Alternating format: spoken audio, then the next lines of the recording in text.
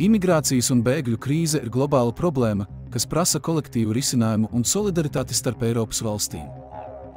Eiropas parlamenta vēlēšanas piedāvā iespēju ietekmēt politiku un virzienu šajā jomā.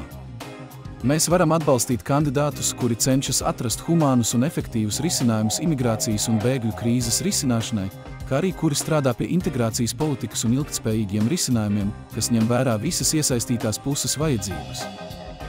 Lai sniegtu palīdzību tiem, kas to visvairāk vajag, mums ir jābūt aktīviem un jāpiedalās Eiropas parlamenta vēlēšanās.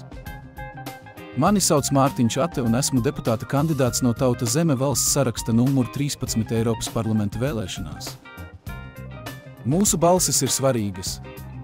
Tikai kopā mēs varam panākt, ka Latvija zied Eiropā, saglabājot savu unikālo identitāti un brīvību. Balso par Tauta Zeme valsts sarakstu numur 13. Uzziniet vairāk par mani martinsate.com.